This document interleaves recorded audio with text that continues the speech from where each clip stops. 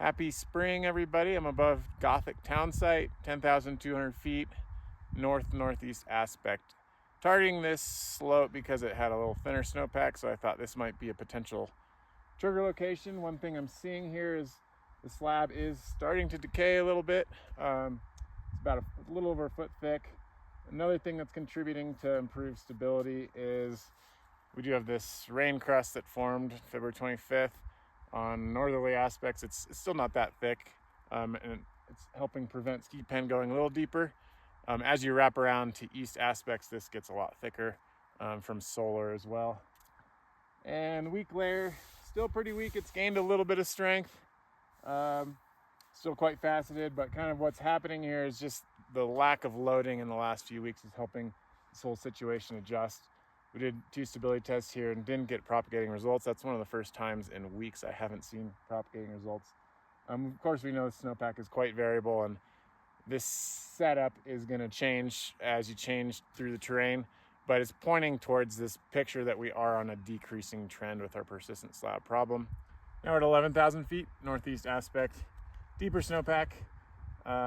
First thing to point out is the slab down to our February 11th interface is 70 centimeters. 1 finger hard, still quite consequential. And then we also have our early season weak layers down here. And in both cases, these layers are rounding now and gaining strength, which is a good thing. We didn't get results in the stability test.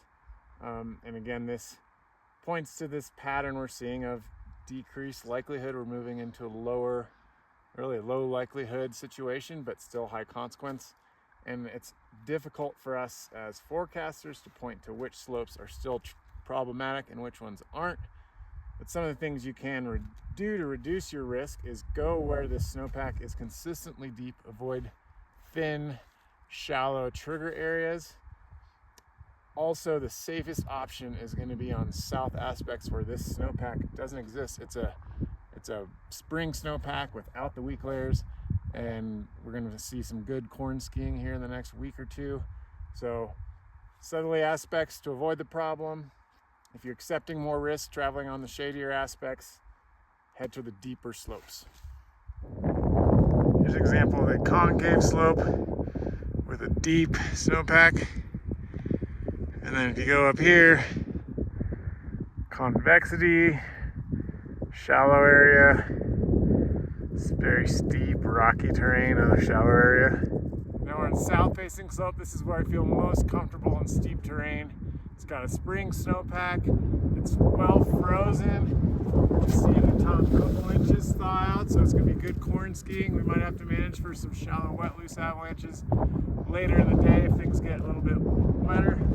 Ski pen and boot pen are staying right at the surface, so that's telling you that you're not worried about anything gouging deeper.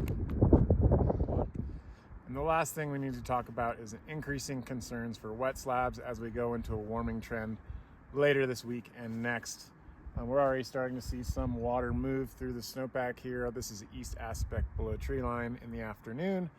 You could find a similar setup on a west aspect, maybe a high southeast aspect later in the day. And so what we're worried about is once these weak layers get flooded and saturated with meltwater, they could release naturally, or you could human trigger them.